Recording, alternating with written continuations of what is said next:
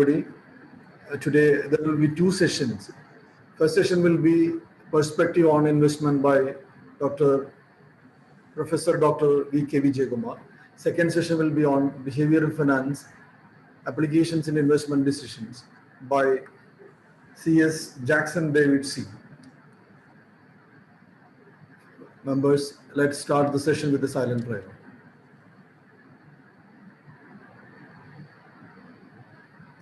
Thank you. Now I invite our beloved chairman C.A. Irene K.K. to welcome and introduce the first speaker. Thanks, Secretary C. Chimpon.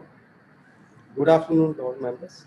Faculty of the day, Dr. Professor Vijayakumar V.K. and Company Secretary Jackson David C. Secretary C. A. Chimpon, other committee members, senior members, and friends. Welcome to our 8th seminar of the year on investment. Before starting today's seminar, I just want to give one information. Now we are all in the preparation for the bank audit. After a very busy time of completing pending tax audits and GST audits, we are moving to very essential assignment of bank audit. One announcement which all are waiting after this busy schedule is that one. We are planning to do a residential seminar on 29th and 30th of April at Kulamavu, Idiki, a wonderful place for residential seminar and relaxation. All the details will be communicated to you very soon. Regarding today's seminar, as part of Investor Awareness and Protection Program, our seminar on investment with two faculties covering perspective on investment and behavioral finance applications in investment decisions. These topics are very vast and complex, so only experts can speak on that one. That's why we have chosen two experts on that one. Recently, we have seen one news published last week that President of ICA has allowed certain trading activities to members. So we would like to know what are they and how much you can do and what is the position of the market and all other things. We can hear from two experts. Dr. Vijayakumar is a strategic analyst for Geojit Financial Services who regularly observe market and speaks on topics related to capital market, financial planning and wealth management, Indian and global economy, central banking, monetary policy, fiscal policy, the budget and other things. And our company secretary in practice, Jackson David sir, he is also doing this business management financial analysis. Dr. Vijayakumar sir and Company Secretary Jackson sir accepted our request and agreed to speak on the topics today. We are grateful to you, sir. On behalf of the Managing Committee and all members attending the seminar, let me welcome Dr. Vijayakumar and Company Secretary Jackson David sir to this seminar. I welcome all the members to the seminar. It's a formal introduction. I introduce Dr. Vijayakumar. He's a Chief Investment Strategist of Geojit Financial Services, a highly respected figure in academic circles in Kerala. Dr. Vijayakumar joined Geojit in 2010, prior to which he was working for Sri Krishna College, Guruvayur, Kerala, as professor and head of the Department of Economics. Dr. Vijayakumar has an MA and PhD in economics from Calicut University. Dr. Vijayakumar is known for his articles on economic issues, which appears regularly in the print media. He is active in discussion on economic issues in TV channels. He regularly addresses investor meets organized by the company and offers investment advice to both new and savvy investors. As Chief Investment Strategist for Geojit Financial Services, Dr. Vijayakumar speaks on topics related to capital market, financial planning and wealth management, Indian and global economy, central banking, monetary policy, fiscal policy, the budget, etc. A keen observer of financial markets, Dr. Vijayakumar has presented many papers and delivered many lectures on the capital market in national and international seminars.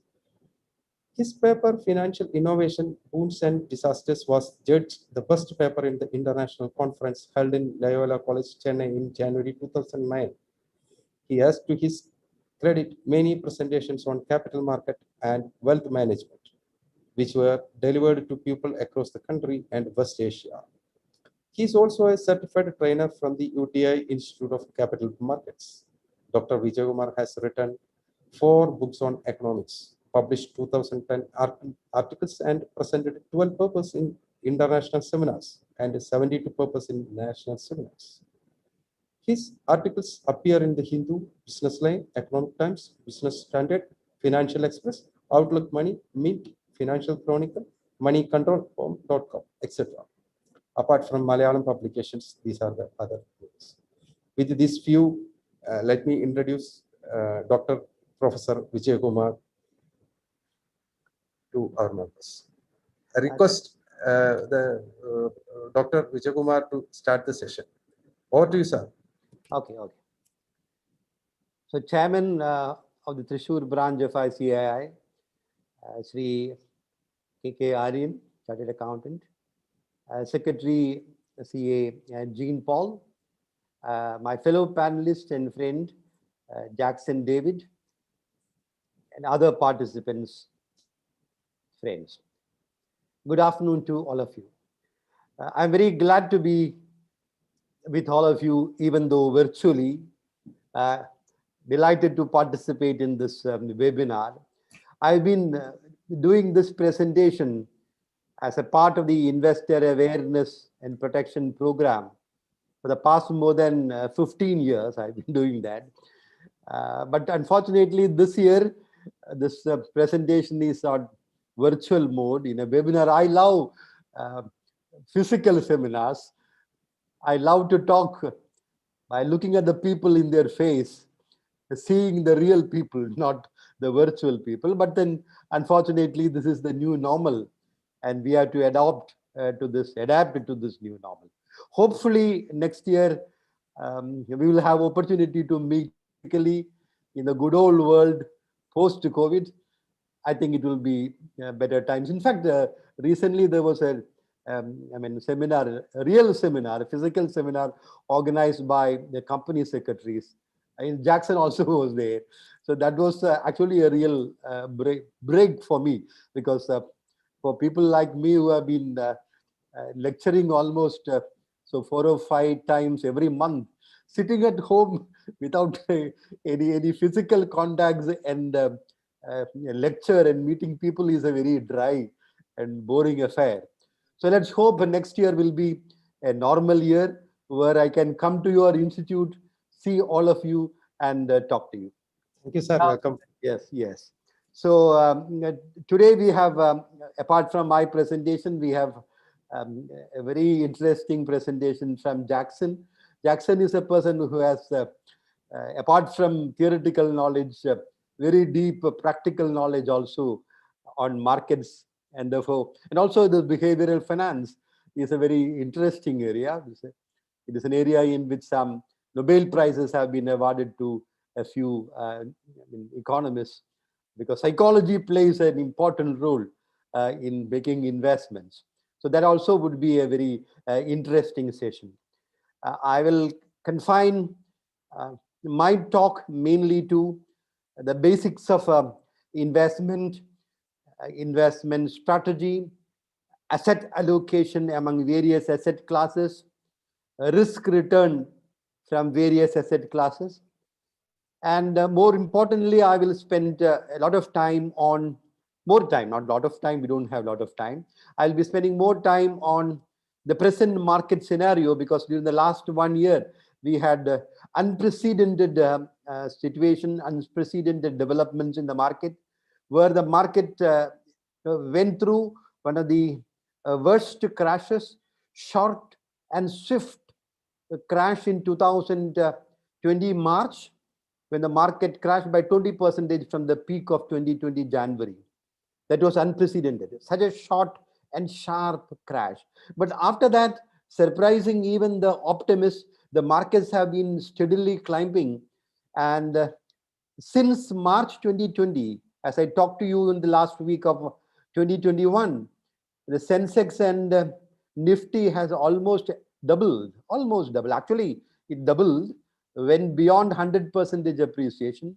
And some stocks have given 112%, 105%, 120% return. This is unprecedented because this pandemic itself is something that has happened during the for the first time during the last 100 years. So what are the factors to be kept in mind while making investment? The risk return profile of various asset classes. What is fueling the current bull rally? What are the threats to this rally? What should be the ideal investment strategy in this context? These are the areas where I would be focusing, right? So let us go to the presentation. So let us go to the presentation. You can operate it from there. Yes, so this is perspectives on investment. We'll go to the first slide. This presentation is structured. Next one. It is structured like this. I had some problem doing it from home. That's why I requested you to do it from there. So we'll start with the basics of, before that, second slide, second one. Yes, this is the structure of the presentation. For an audience like this, you are all chartered accountants are experts in finance. Therefore, I need not go into the basics. But normally, as a part of the presentation, it is always better to start from the basics. So I will start by looking at the importance of savings, investment, and wealth management. Then we move on to the expectations, investors' expectations. What investors expect when they make investment in various asset classes. Whatever might be the asset class, it can be bank deposit, it can be gold bonds, it can be ETFs, it can be debentures, it can be real estate. So what are the expectations of investors, and what is the risk return profile from various asset classes? We know from our experience that risk and return are positively correlated. If you are not prepared to take risk at all, any risk, and if you deposit money in the safest bank deposit, even in bank deposit there is a risk because there is no insurance beyond 5 lakhs. But if you invest in government of India bonds, there is no risk at all, but then return also is limited. On the other hand, if you take some risk and invest money in risky asset classes, returns also can be very good, attractive, sometimes fabulous. I will come to that later on.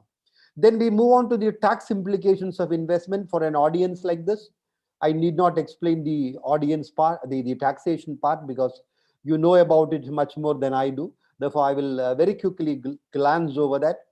Then we move on to the changing investment landscape in India now.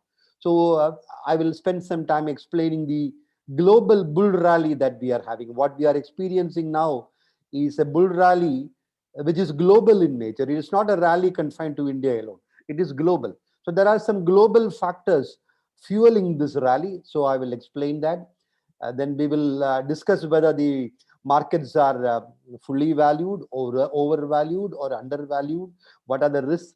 And then I will conclude by looking at the investment opportunities in the present market scenario.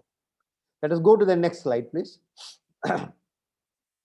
Now, these are familiar to you, but still, in case there are some people watching it in the YouTube, people who are not experts, the beginners who want to make investment. So I thought I will explain this difference between these various concepts, the meaning of various concepts, saving, investment, and wealth creation, earning income and creating wealth. These are very important. Saving, as we all know, is the balance in income after meeting your expenses. Your income is 25,000 rupees a month. Your expenses 20,000 rupees a month. 25 minus 20,000, 5,000 is the same. Simple. What is investment? Investment is deploying money with the expectation of a return or a profit. You are deploying the money with the expectation of a return, right? So in that sense, putting money in bank deposit also is investment. Buying a cow for selling its milk is investment. Investing in bonds, in debentures, real estate, gold, all these are investment because you are deploying money with the expectation of a return or profit. Now, what is wealth? Wealth does not have a very simple definition. My favorite definition of wealth is abundant valuable possession. Any valuable possession will not be wealth. That valuable possession has to be abundant. If you have, let us say, 3 lakhs of rupees in a bank deposit, that is not wealth because it is not big money. Or if you have gold, whether in the form of gold ornament or gold metal or bond. Your gold worth 5 lakhs rupees, that is not wealth because the value is not that much. Or if you have shares or investments in mutual funds for 6 lakhs of rupees or 7 lakhs of rupees, that cannot be called wealth. Wealth is abundant valuable possession. Let us say if your asset is valuable in crores of rupees, in millions or in crores, that we can describe as wealth. I've studied the history of wealth management, wealth creation, financial history of the last more than 100, 150 years in America, in Europe, and after the Second World War in the emerging countries of the world. And the biggest lesson that one can learn from this history, financial history, is that wealth is created, not earned. So whenever I give a lecture on wealth management or investment, perspectives on investment, I emphasize this point. Income is earned, wealth is created. Income is earned. Whatever you are, whatever might be your profession. You may be an agricultural laborer working in the paddy field, or an industrial employee working in a factory, or a school teacher, or a college professor, or a banker, or a lawyer, whatever. Unless you are a highly skilled professional like a Supreme Court lawyer, you cannot make big money. If you are a highly professional, highly qualified, highly demanded professional, let us say a cardiothoracic surgeon or a Supreme Court lawyer, then you can make big money, but that is only a minuscule percentage of working professionals. For vast majority of people, they work and earn their income.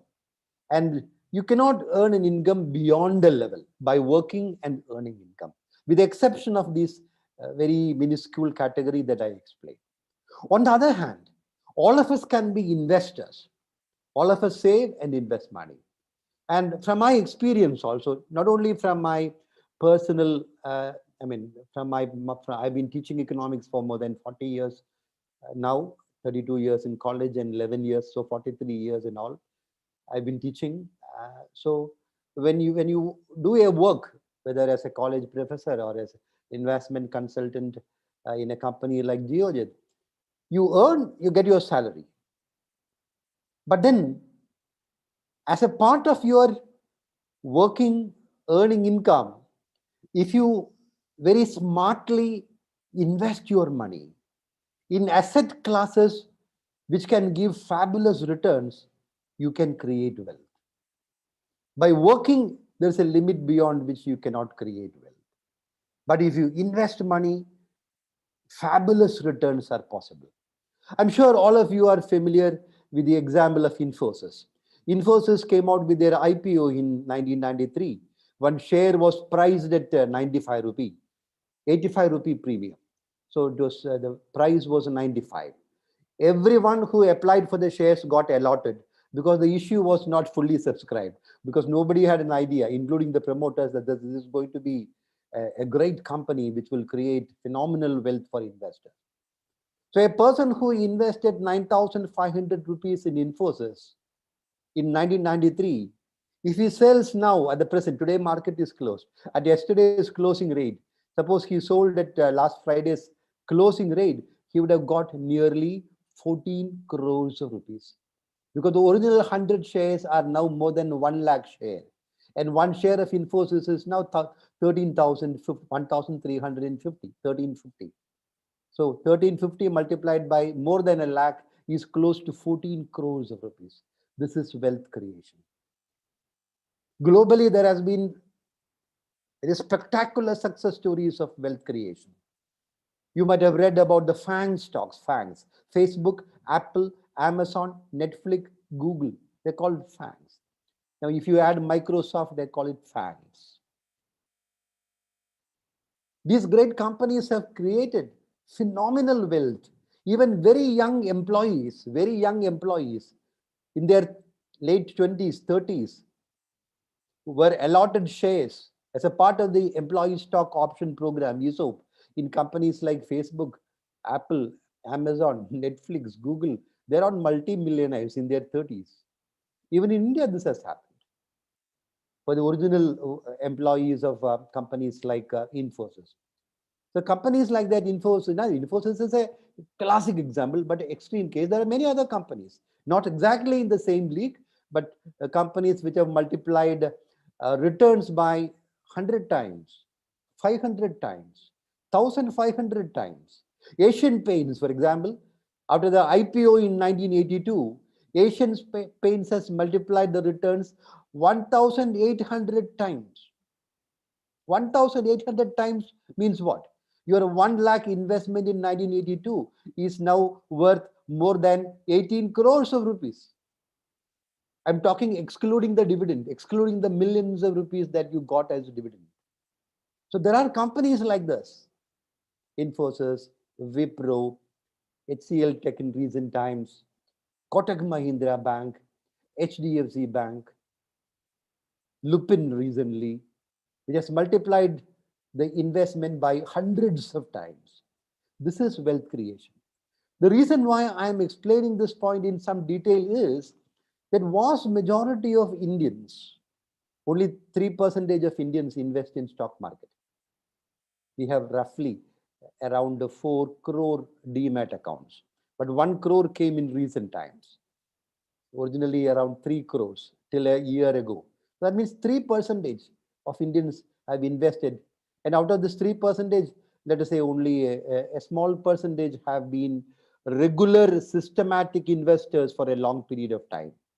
A large number of traders who buy and sell and trade, speculate in the market, only lose money. The real gainers, the real investors who succeeded in creating wealth were investors who invested for a long period of time systematically.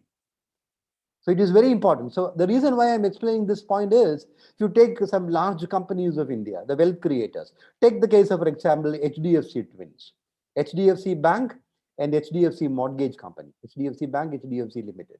These two companies, HDFC Bank has multiplied your wealth 8 times in the last 10 years.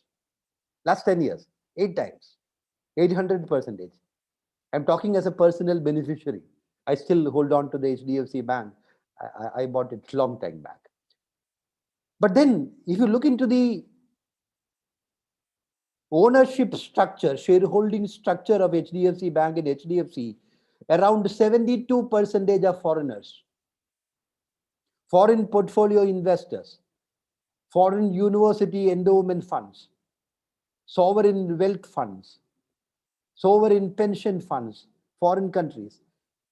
So foreigners gained substantially when these two great companies, two blue chip companies of India, with an excellent track record, an unblemished track record, great corporate governance. When these companies succeeded, created huge profits, and created wealth for the investors, majority beneficiaries were foreigners, not Indians. Only a small minority of Indians, like my friend Jackson, have benefited from this. Others have not. So chartered accountant, friends also should seize this opportunity to participate in this wealth creation through systematic investment in the long run. So I repeat this point before we go into the next slide. Income is earned, wealth is created. Anybody can create wealth. Next one, please. Next slide, please. So why save and invest? I will very quickly go through that because all of you know this. But then we have to beat inflation. Inflation is inevitable. Therefore, you can't do anything about that. In India, particularly in Kerala, we often organize bandhs and hartals against inflation. I have never seen any hartals and bandhs solving the problem of inflation. Inflation is a permanent thing. Let there be inflation. There's no problem if inflation is under control at 4%. But if you have 4% inflation, and if you are getting 4% interest on your bank deposit, the real return is 0. Therefore, your return should be the real return. Nominal return is 4%. Real return is 0 if your bank interest is 4%, and the inflation also is 4%. Therefore, to beat inflation, you have to invest in asset classes that generate wealth beating inflation. Asset classes which give returns better than the rate of inflation. To make your money grow, and all of us have desires like acquiring houses, vehicles. These are called financial goals. Acquiring, setting your financial goals and investing money for the realization of that financial goals. Jackson will tell you more about that. And these days, youngsters, not people of my generation, younger generation loves travel, vacation, foreign vacation, even though COVID intervened. So you need money for travel, children's education, and in India, daughter's marriage is a very expensive thing. I don't like that. But then in the Western countries, whether it is a wedding of a daughter or a son, it is the same thing. But in India, because of our customs, conventions, our obsession with the arrogant yellow metal, what John Maynard Keynes called the arrogant yellow metal, daughter's wedding is expensive. Therefore, for that, we need money. And finally, planning for retirement. Very soon, you will reach the retirement age. I have already crossed the retirement age. Many youngsters like you will be crossing 60 very soon. And therefore, it is very important. You have to think about retirement, not when you cross 50. You have to think about retirement, plan for retirement, invest for retirement when you are in your 30s, right? Because when you are 30s, you are 30s, and if you start a systematic investment plan in an equity mutual fund, well, you can retire at 50 or 55, because retirement life will be very, very comfortable. And finally, when we retire from this world, we have to pass our wealth to the next generation. So this is the reason why we save and invest money. Next one, please. Next slide. Now, what do we expect from investment? Whatever might be the asset class in which we invest money, there are 5 things that we expect. One is we expect returns, periodic returns. Second, capital appreciation, meaning the value of the asset class in which you invest money should appreciate over a period of time. That is capital appreciation. Thirdly, your investment should be liquid.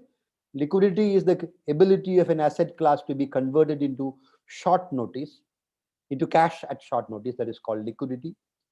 Fourth, your investment should be safe.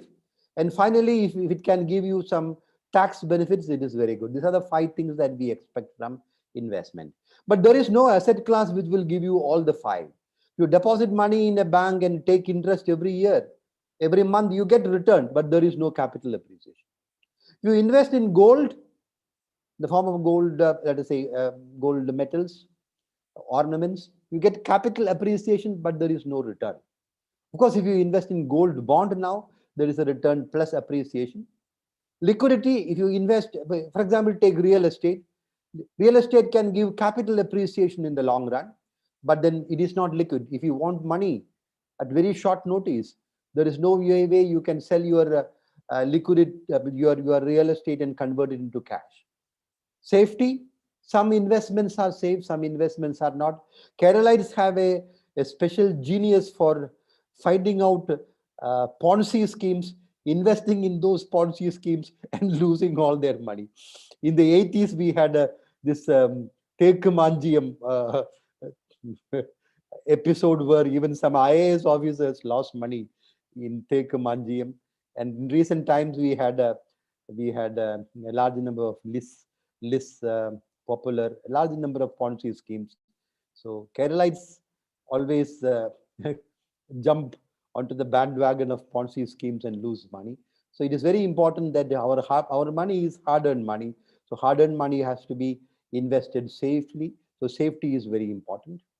And finally, tax benefits. Some stocks can give you, I won't say stocks will give you all the 5 all the time.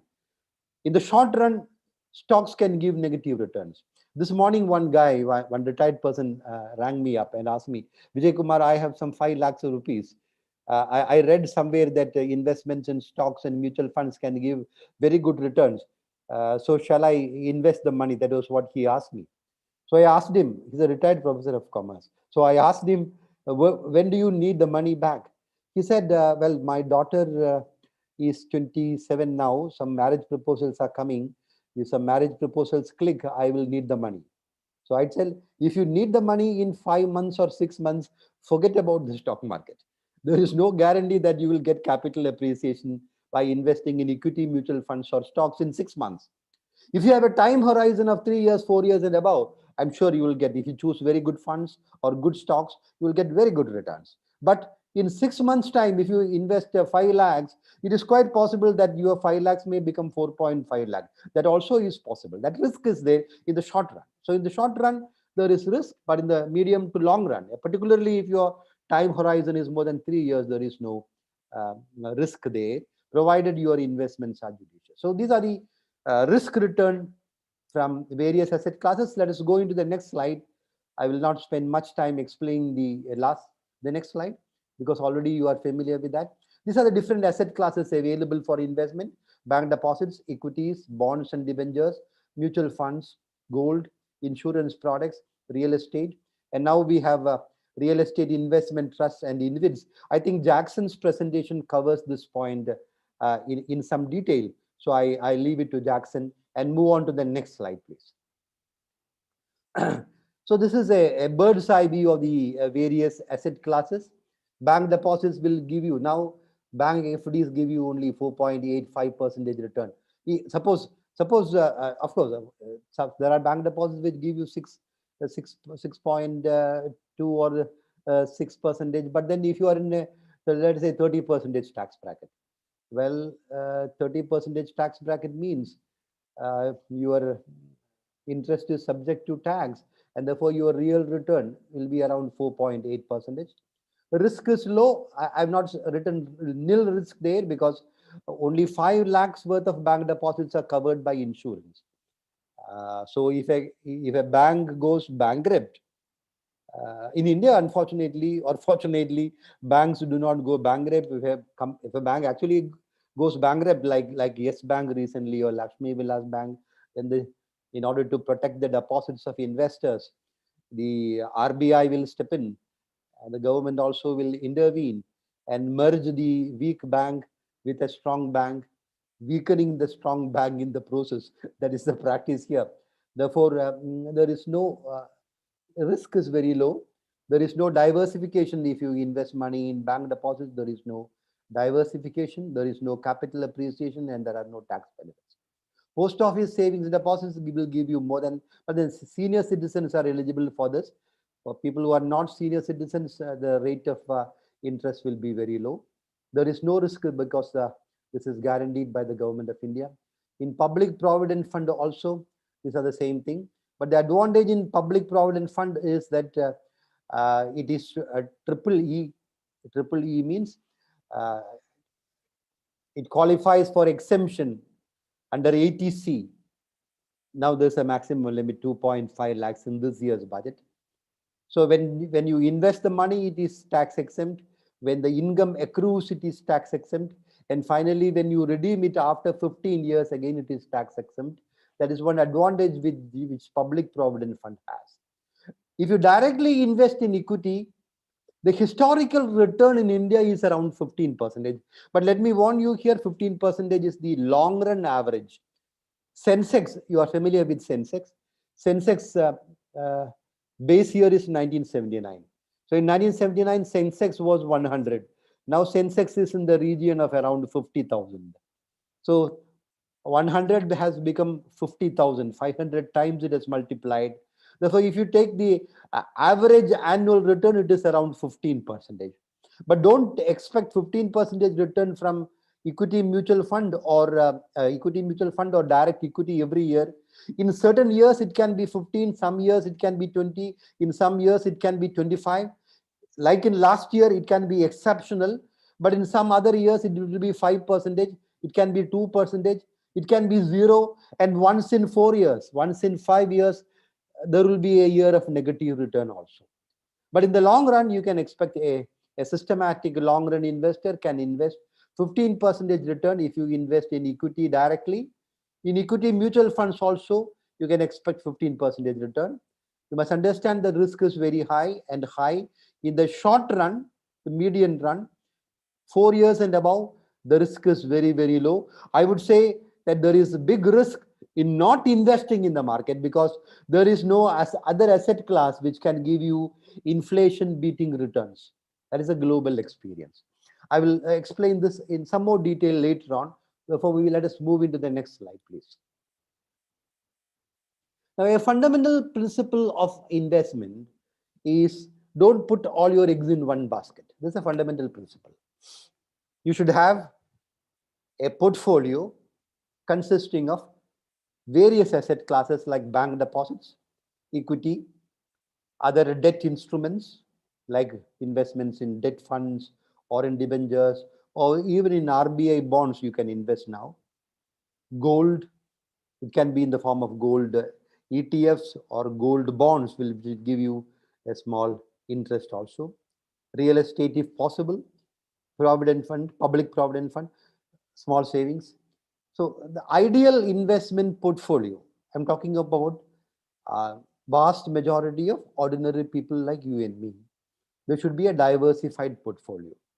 But remember, don't put all your eggs in one basket is a general principle. It is not applicable for exceptionally talented geniuses of investment like Warren Buffett or Charlie Munger or Ray Dalio or Franklin Templeton, or in India, people like Rakesh Jhunjhunwala, Radhakrishna Damini. These are people who have made thousands of crores of wealth. They have created thousands and thousands of crores of wealth. In the case of Warren Buffett, billions, the fifth richest man in the world. If you ask them, they will say, put all your eggs in one basket and take care of that. The basic principle, don't put all your eggs in one basket, is diversification principle. The old story of an egg trader taking eggs to the market. If you are going to the market for selling eggs, and if you are putting your eggs in 10 baskets, even if you drop one basket, the other 9 baskets are safe. But Warren Buffett and Rakesh Jhunjhunwala will tell you, put all your eggs in one basket and take care of that. Even yesterday, I saw an interview which ET now did with Rakesh Jhunjhunwala, and he said all his wealth is in stocks. All his wealth is in stocks. He bought an apartment for his mother some time back. His mother told him, your wealth is all paper wealth. You are talking about shares, debentures. But to me, wealth is a house, gold, etc. So when his mother told him that, he was, he was taken aback. So the next day, he sold some of his favorite stocks. Unfortunately, he sold CRISIL, the rating company CRISIL, and bought a very, what shall I say, exclusive luxury villa in what is that place called in Mumbai? Very people where Amitabh Bachchan, great film stars live. I forgot the name of the place. There he bought a luxury villa for his mother for about for maybe several crores of rupees. But after 5 years, he said, had he kept his money in CRISIL, the rating company, the shares, he would have made 65 crores more than the money. Of course, the value of the house appreciated only marginally. But in this 5 years, 6 years time, the value of CRISIL multiplied some 3 or 4 times. So that proved to be a very bad decision that he made. But then sometimes such decisions have to be made. So this is the point. You have to diversify investment in various asset classes. Based on your goals, we will have different goals. So a very fundamental principle of financial planning is identify your financial goals and invest money in various asset classes based on your goals and risk appetite. Invest more money in risky assets like stocks and equity mutual funds early in your career. Say if you are in your early 30s or late 30s, very young, both the husband and wife are employed, the family has a double income. That's a time when you can take some risk and invest money in risky assets, which are risky in the short run, but hugely rewarding in the long run. But suppose you are 55 or 56, about to retire, that is not the time to take risky decisions and put your money in risky asset classes. This is the general principle, right? General principle. The general principle, we say there is a in parameter for that. How much money you should invest in equity, stocks, or equity mutual funds? We say 100 minus your age. So if you are 60 years of age, 100 minus 60, 40 is 40% of your investable funds you should invest in equity or in equity mutual funds, set as asset classes. If you are 35, you should invest 65%. 100 minus 35 equals 65. So it depends on your age. But this again is only a principle. It does not have application in the case of every person. For example, take my case. I'm 65. I crossed 65. In the next few days, I'll be 66. So according to this principle, only 35% of my investable funds should be in stocks. The rest should be in fixed income, deposits, bonds, gold, etc. But in my case, 98% of my investable funds are in stocks, because I've been investing in the market from 1985 onwards. And therefore, from my perspective, it is not risky at all. So even at this age, I can afford to invest money in risky asset classes, forgetting that principle. So the reason why I'm explaining this in some detail is, this is only a normal principle. It is not applicable to everyone. It depends upon your financial goals, your income, and your risk appetite. So the basic idea is invest more in equity and mutual funds for long-term wealth creation. And as you move towards retirement age, invest more money in fixed income. Next one, please. We'll go to the next one. Now, the reason why, let me explain this. I told you I've studied the last 100 years, more than 150 years of financial history. And the conclusion is very simple. The conclusion is investment in equity business gives you the best returns in the long run. Now, there was a time when cattle was wealth. Wealth changed at different periods of time. There was a time when cattle was wealth. We use the word pecuniary. Pecuniary means wealth related.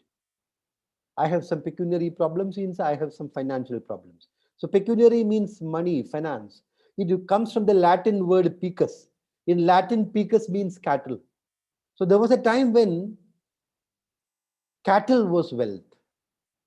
Then land became wealth. For a long period of time, land did not have any value at all. Land did not have any value. But with urbanization, land became scarce in cities and towns, and the value of land started going up, and land became an asset, a valuable asset. Now, in the modern age in which we live, the most valuable asset is stocks. We say Jeff Bezos is the richest man in the world, most wealthiest man. And what is his wealth? His wealth is the value of the stocks which Jeff Bezos owns in Amazon. Or Elon Musk is the wealthiest man in the world, the richest man in the world. These two guys have been changing positions. Last 1 year, value of Tesla Motors multiplied. The stock price multiplied 7 times. In 1 year, 700%. Very rare, but sometimes it happens. So Elon Musk's wealth is the wealth of the billions of shares that he holds in Tesla Motors. Similarly, Mukesh Ambani is wealthiest man in India, in Asia, because Mukesh's wealth, let us say some $45 billion, is the number of millions of shares that Mukesh Ambani holds multiplied by the share price of Reliance Industries, which is around 2,000 rupees per share. So when you are depositing money in a bank, the bank gives you 6% interest. The bank lends at, let us say, 9% interest. 3% is the net interest margin of the bank, interest margin of the bank. When the bank makes profit, you will not get profit out of that because you have deposited money in the bank.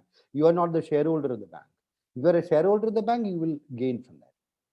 When you invest money in small savings, like national savings certificates, NSCs, public provident fund, the money is taken away by the bank, by the government for financing the deficit. The central government, all the state governments of the country run deficits, and these deficits are financed through many means. A very prominent means of financing the deficit is the government takes the small savings.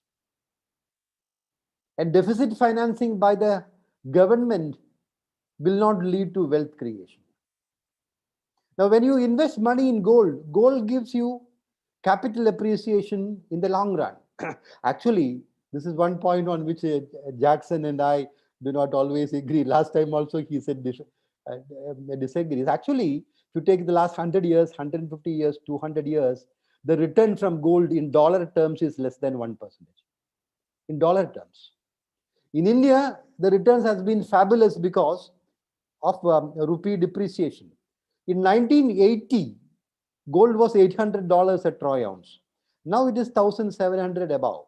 So that means in the last 41 years, gold has just doubled. But in India, gold has multiplied 10 times because dollar has appreciated 9 times. In 1980, $1 was 8 rupees. 1980. Now $1 is 72 rupees. So 90% of the appreciation in gold price in India was because of dollar appreciation, and we are importing gold. You take the last 100 years, 150 years, 200 years, 300 years, returns from gold in dollar terms is less than 1%. Dollar terms. But gold gives you return. I don't have any quarrel with that, even though I don't like gold. I've never used a gold ornament in my life, except the wedding day when my wife put this gold finger on my this modura viral, as we call it in Malayalam. That day, that night itself, I gave that back to her and told her, I'm not very comfortable wearing this, what Keynes called the arrogant yellow metal. Don't worry, the marriage will be safe. It has been safe. Therefore, I wore that gold ornament only for one day in my life. I don't like that. I have 2 daughters. They also don't like. They wear all sorts of fancy ornaments. But then gold is in India, it is a favorite asset class. It has been giving good returns, reasonable return. But then gold is not productive. I'll give you again one more example. I have one niece, my sister's daughter. She got married in 1994. So it was 27 years ago. When she married, now she's a scientist in the US. She's in New Mexico in US. So when she got married, my daughter, I am the uncle. So my mother told me, you have to give her some gold ornaments. I said, fine. I would have preferred to give her gold. I mean, I would have preferred to give her a portfolio, but my mother does not believe in this stock market stuff. She did not know anything about that. Therefore, she said, no, you have to give her. So I gave her some 4 gold bangles, 1 necklace. Then she flew to US after that. And my sister took this 4 gold bangles and necklace which I gave and put that in the safe deposit locker of Federal Bank main branch, Thrissur, in 1994. So since 1994, this gold ornament is lying in that gold locker, unproductive, what we call economists call idle savings. It is not creating anything. And my sister pays money every year for the locker. Its value has appreciated, no doubt, but it is not productive. Money is not being invested. It is not generating jobs. It is not creating any economic value. It is not producing goods and services. It is not creating any economic activity. So gold that way is an unproductive asset class. Whereas if you are investing money in the stock of a company, or a company comes out with an IPO, need not be a company like Infosys, even Kerala company, VIJAYAKUMAR, one of my favorite companies in Kerala. Pajause Chitlapalli is perhaps one of the best entrepreneurs Kerala ever had. came out with an IPO. People like me invested money in that IPO. Kochausa Chitlapalli used that money, invested that money, set up factories, producing goods and services, creating jobs for the people, paying revenue to the government. This is economic activity. So when you are buying a stock, you are buying ownership in a company. Whereas when you deposit money in bank deposits, you are lending money to the bank. When you are depositing money in public provident fund or national saving certificates, you are financing the government. And the government in turn is using your money for financing the deficit in the government's budget. And when you are buying gold, you are investing in an unproductive assets, even though gold gives you return. It is a safe asset class. I don't have any quarrel with that. You should have gold in your portfolio as a hedge against inflation. Part of your investments, I would say 5%, maximum 10% of your portfolio can be gold as a hedge against uncertainties. Because whenever there is uncertainty like the pandemic, gold appreciates, even though the last 6 months it has been declining. So when a company grows, wealth is created. This is something very important. Let me take 2 minutes and explain this point.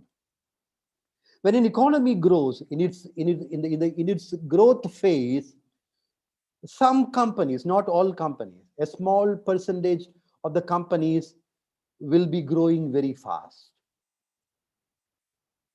They will be growing very fast. Their profitability will be growing very fast.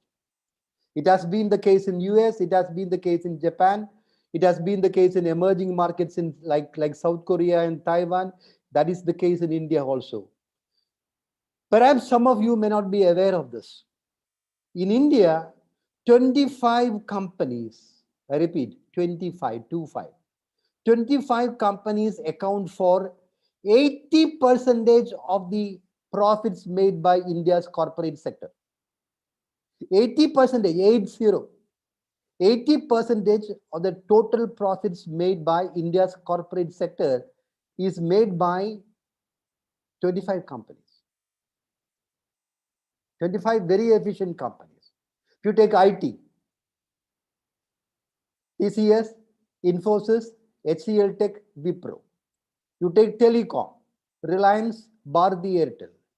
You take banking, HDFC Bank, ICICI Bank, Kotak Mahindra Bank, Axis Bank, and of course, public sector bank, State Bank of India. You take engineering, Larsen and Toubro, ABB, Siemens. You take cement, Ultratech Cement, ACC, Sri Cements. You take automobiles, in four-wheelers, in cars, Maruti. In two-wheelers, Hero Motors, Eicher Motors, Bajaj Auto. In trucks, Tata Motors, heavy commercial vehicles, Tata Motors, Ashok Leyland. In fast-moving consumer goods, FMCG, Hindustan Unilever, ITC, Godrej, Marico, Tata Consumer. These are the companies. In all these industries, there are 4 or 5 companies. And what do these companies do? They make huge profits. Free cash running into thousands of crores every year. Part of this money, they give as dividend to the shareholders. And the promoters' lifestyle also, high lifestyle, can be easily maintained by a fraction of the dividend. The rest of the money, what do? The rest of the money, they plow back. Most of these companies are zero debt companies. You take IT companies or consumer goods companies. Zero debt companies. And there are even new companies which have come up during the last 10 years. A company called Relaxo Footwear, for instance, which has multiplied the share value many times during the last 5 or 6 years. I've benefited from that. They have set up 7 factories, all out of internal generation. Zero debt. When you're starting 7 factories all over India for manufacturing footwear, out of your internal generation, plowing back of your profits, there is an entry barrier. New players cannot come and compete. They cannot compete because for new players, there will be cost of capital. They have to pay interest. These are zero debt companies. So these companies Because of their high profitability, there is a huge entry barrier. It is very difficult for newcomers to enter the industry, and therefore profits will remain high. What I am trying to say is, if 80% of the profits of India Inc.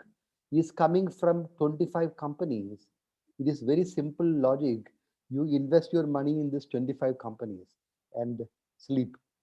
When you sleep, your investment will be generating money for you.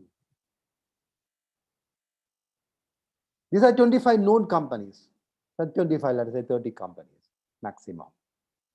But then in the stock market, higher stock appreciation, higher appreciation in the price of stocks will happen in mid caps and small caps.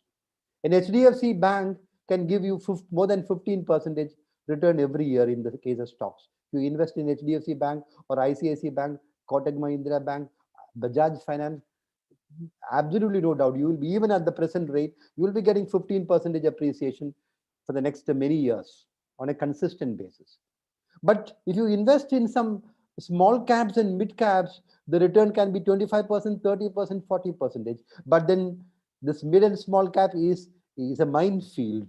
It is a very dangerous area. It is possible that you may lose everything. Therefore, the best ideal way to invest in mid caps and small caps is to invest through mutual funds, through systematic investment plans, investing in SIPs, in mutual funds, in mid caps, small caps, and flexi caps. You can invest a particular amount of money every month. If there are some senior people here, you can tell your children who are in their 20s or 30s, some of them will be having a very good monthly salary. Ask them to invest in systematic investment plans in some large caps. Flexi caps are very good now, multi-cap funds or flexi cap funds, where the fund manager has the freedom to choose large caps, mid caps, and small caps. So this is the reason why we have to invest. I've taken a little longer time, so let us go into the next slides very quickly. We are approaching 4 o'clock. Next slides. So equity beats other asset classes by a wide margin. These are points which I have already explained. Sensex was 100 in 1979. Now it is above 50,000. It has multiplied more than 500 times in 42 years, giving you 15% average annual returns. Next slide, please. Next one. The magic behind wealth creation is the power of compounding. You know, as finance people, you know that there's a huge difference between 6%, 10%, and 15%.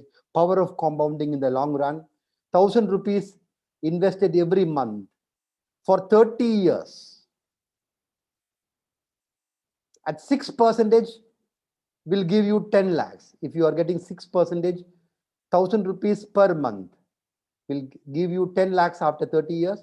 At 10%, it will be 22 lakhs. But if it is 15%, this will be 82 lakhs. So the power of compounding. That is why Einstein said, the power of compounding is the 8th wonder of the world.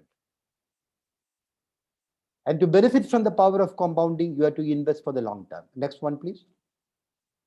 These are the tax structure for chartered accountants.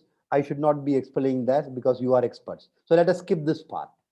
The tax structure. Now we have the two tax with exemptions, without exemptions. This also, I think we can slip. Dividend is now treated as income. Long-term capital gains are tax-free up to 1 lakh. Long-term capital gains beyond 1 lakh are taxed at 10%. Now, it is very important that you can enjoy even beyond 1 lakh. For example, let me give my example. I'm managing on my own 4 of my family, just my family, not my extended family. My portfolio, my wife's portfolio, and my two daughters' portfolio. 2 of my sons-in-law are they're experts in finance, so they are managing their own. They just seek my opinion once in a way. That's all. So these are the 4 accounts which I manage: my portfolio, my wife's, my 2 daughters. Now, in each of these 4 demat accounts, 4 portfolios, I can avail 1 lakh long-term capital gains each, in each 1 lakh. So in these 4, I can take 4 lakhs long-term capital gains. no, and pay no tax on that. So family wealth management, tax planning is important in that significance. Well, go to the next slide, please. This is tax saving for mutual funds, equity funds, and non-equity fund, debt funds, etc. You are familiar. I'm not explaining. Next one. Now, in India, since in the 1950s, 60s, and 70s, 3 decades after independence in India, our growth rate was very low. Our GDP growth rate was only 3.5%. The real fast growth in India happened after 1991. 1991, under Narasimha Rao's leadership. Narasimha Rao is one politician whom I admire. I would rate Narasimha Rao as one of the best prime ministers India had. But then he did not have the sex appeal, if I may use that expression, of many other politically renowned prime ministers. Narasimha Rao was a very quiet man, and it was under the leadership of Narasimha Rao, ably assisted by Manmohan Singh, that India started economic liberalization in 1991. And after that, India has been growing at a very fast rate. If you take the last 27 years, 26 years after 1991, well, how many years now? Approaching almost 30 years. India has been the second fastest growing economy in the world, with a GDP growth rate of 6.7%. We are second only to China. GDP growth rate during the last 30 years. So corporate profitability also started improving from 1919 onwards. Corporate profits, huge profits by corporate sector. Business has been growing. Corporate tax rate also has been brought down. There was a time when we had 97% income tax rates and very high rates of corporate tax. Now tax rates are very reasonable. So even when the Indian economy grew and the Indian corporates grew, only the mutual funds, foreign institutional investors, and high net worth individuals have benefited from this wealth creation. Vast majority of investors, retail investors in India, did not benefit because they did not invest. And this is the reason why Ministry of Finance, Ministry of Corporate Affairs are asking chartered accountants institutes, company secretary institutes, and many other organizations to start campaigns like investor awareness, investor protection. And in the CNBC channels, we are finding campaigns like investor mutual fund sahi hai. This is the reason retail investors are not investing. Vast majority of people should invest. In the US, 50% of the households have invested in stocks. Not directly, indirectly also. 50% of the households. So in India, if 50% of Indian households invest in stocks and participate in this wealth creation, that will become inclusive growth. We are always complaining that the growth is not inclusive. It is benefiting the rich. Well, allow the poor people also to invest. Their money also should be invested. Sovereign funds are investing now. So the investment landscape in India has changed from the 1980s onwards. Next one, please. The current market scenario, I will explain this in a little bit. In March last year, 2020, when the World Health Organization declared COVID-19 as a pandemic, and all the countries in the world declared a lockdown, India also declared lockdown, the stock markets crashed. I've been observing the markets on a daily basis. That is my favorite pastime. My best hobby is observing the markets. So I have never seen a crash so fast. Of course, we had big crashes in 2008. We had big crashes in 2000. Big crashes in 1998, in 1991. Harshad Mehta scam, Ketan Parekh scam, 2008 global financial crisis. But a sharp and swift crash within a short period of time. In 1 month, stocks lost 40%. It has never happened before.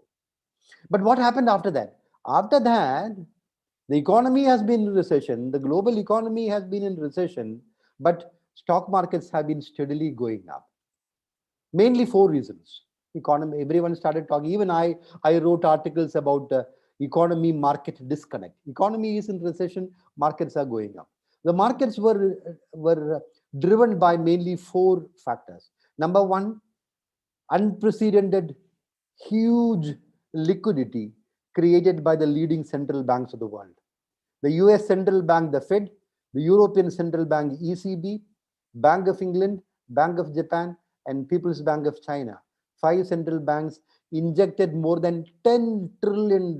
Remember, 10 trillion. 5 times India's GDP is $10 trillion. Money has been injected into the global financial system. And this created historically low interest rates. Globally, $18 trillion, again I repeat, trillion, not billion. 18 trillion of money is invested in AAA rated debt instruments yielding negative return. In other words, 18 trillion of money invested in AAA rated top quality debt instruments are giving only negative returns.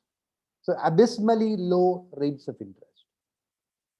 Third, because of the lockdown, many people have been working from home. Work from home has also become trade from home. And now we have modern digital platforms, what we call the Robin Hood phenomenon. Robin Hood is a platform in the US where in India also we have trade platforms. In Geoja, the company for which I work, we have a platform called the Selfie. So you can buy and sell within a few seconds. And the youngsters now are very tech savvy. They can buy and sell very fast.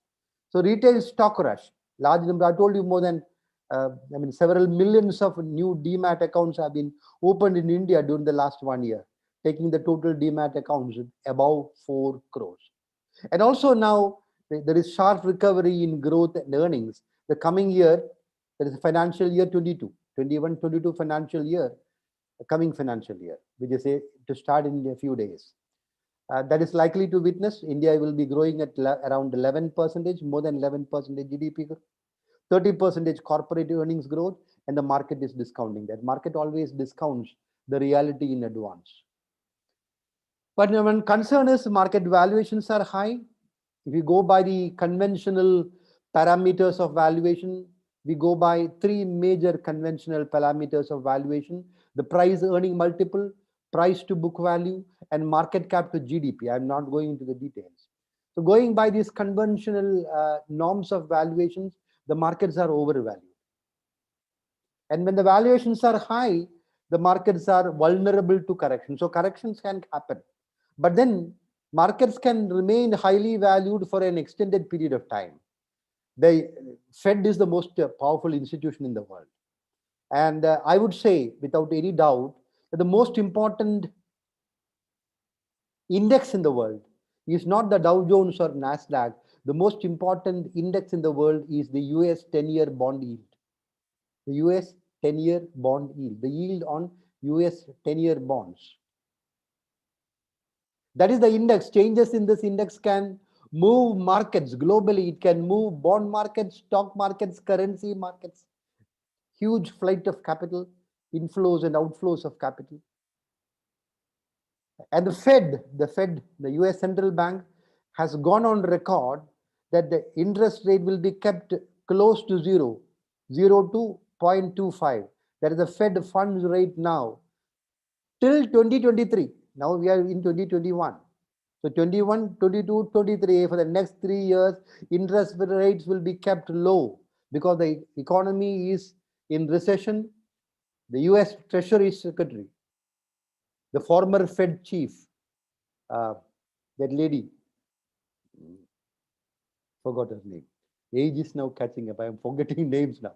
So she said, the US Treasury Secretary said that the US economy is in a big hole, and therefore it will take long time for the economy to come back to pre-COVID levels, and also to near full employment, which they had. 3.5% unemployment is full employment. Therefore, they will continue to be on this ultra loose monetary policy for an extended period of time, and therefore this low interest rates will be available for an extended period of time, and therefore markets can remain buoyant even if the valuations are high.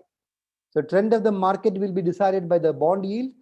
Let me share my concern with you. The US 10-year bond yield is now 1.6, 1.64, 1.62. It was 0.5 last August. So it has multiplied 3 times on that level. Watch for this. And if it goes beyond 1.8%, stock markets will start correction. And the day US 10-year bond yield goes about 2%, by that time, there will be a sharp correction in the market. Correction can be very sharp, 10%, 15%, 20% or even more. That can happen because the valuations are high. So the most important yardstick that has to be looked at is the US 10-year bond yield, which is the most important factor now, right? But then such corrections will be opportunities to buy because the Indian market is coming, economy is bouncing back, and the corporate profits are again bouncing back, and therefore long-term investment will continue to be very, very profitable. So with this, let me conclude my presentation. I have crossed the time limit by a few minutes. Therefore, President Aryan, shall we move to the question and answer session? Yes, sir, we can. Members, if you have any questions to be asked to the faculty, please raise it now, either through question and answer, or if you raise the hand, we can give the option to unmute so that you can speak directly to the faculty. Please.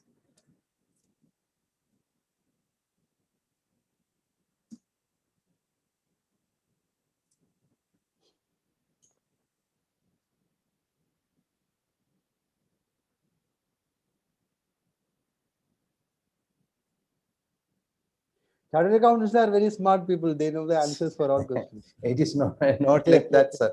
So it's really vulnerable. So if you if you take any decision, that will change. So only experts can.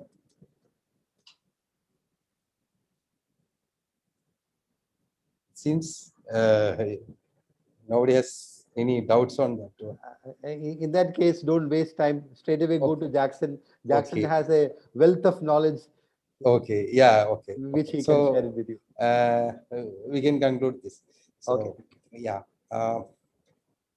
So Dr. Vijayakumar has spoken about the investment, how simply we can convert our earnings or savings to wealth, how to convert wealth, and from only small percentage of people are doing investment in India, and his request is to do as much as possible and aware as much as people about the need of the wealth creation and how it can be done. That is the main intention of this seminar as well, as we are the advisors of financial advisors of our clients.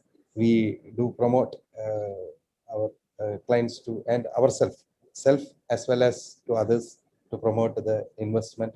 That is one. What are safe investment? What are risky investment? And some tips are given by Dr. Vijayakumar. Thank you, sir. You have given us a wonderful presentation on this investment and other areas of protection of how to protect your investment and other things. On token of gratitude and love and affection, the managing committee is giving a digital certificate to the faculty, Dr. Vijayakumar. Sir, please accept it digitally. Thank you. And we will be sending you the hard copy to your address. So Okay, it will reach you, sir, very soon. Thank you. Thank you. Thank you, sir. Thanks, sir. Thank you. Thank you. So thank you, sir. We are moving to the second session. Our second faculty is Jackson, sir. CS Jackson, sir. Sir, I welcome you, sir, to this again. Welcome you to this session. For formal introduction, I request Secretary C. Jean Paul to do the introduction of the faculty. Please, over to you, sir.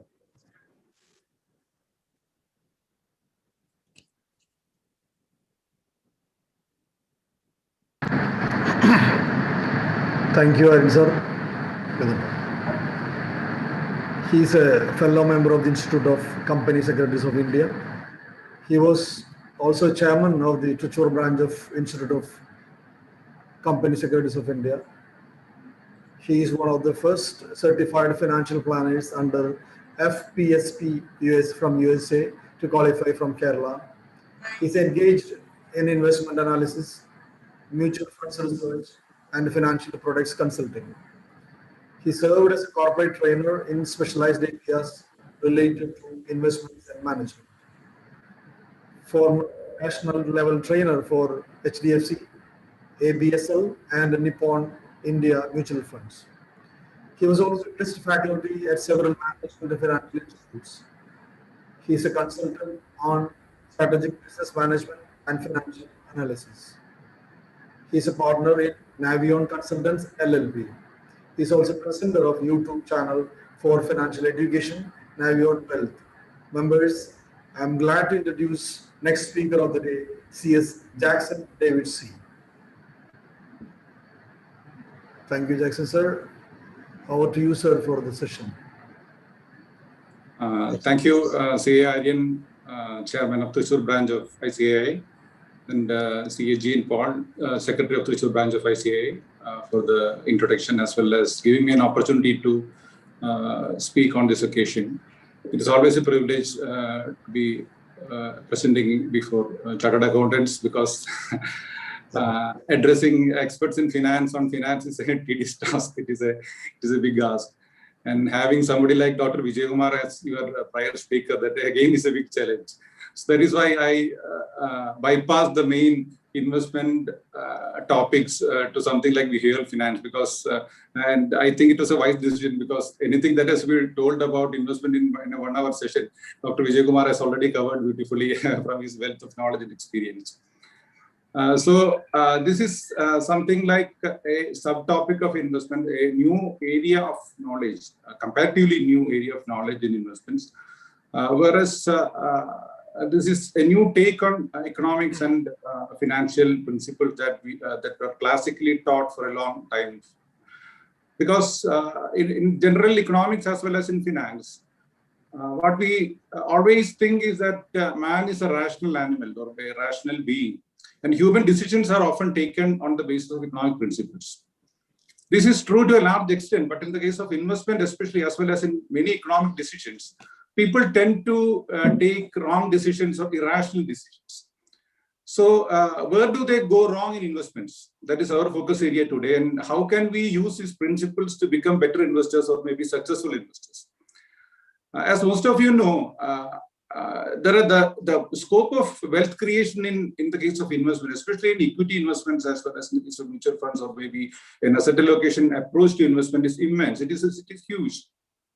As Dr. Vijayakumar rightly said, you have heard examples of people investing 10,000 rupees and the value going up to maybe several crores, or even in the case of a normal investor investing in an index kind of mutual fund or maybe an index fund, the returns are much higher than what you are normally getting in any other avenues available today. But what we actually see is that if you ask somebody what is the kind of returns you are getting from your stock investments or maybe in your financial investments, typically people say that I am not doing that well, or maybe if they are honest enough, you hear even horror stories of people losing money. Just as an example, if last 1 year, if you can see that the market has gone up tremendously from the bottom that we hit on March 23rd, 2020 during the pandemic days. But even in that period, we can see that there are people who have traded and lost money. That is not a common occurrence. But if you take a general time frame, apart from this kind of a literal huge bull run, any normal time you can see that people lose money like anything, even in good markets. So why we face such difficulties? What are the real reasons behind that?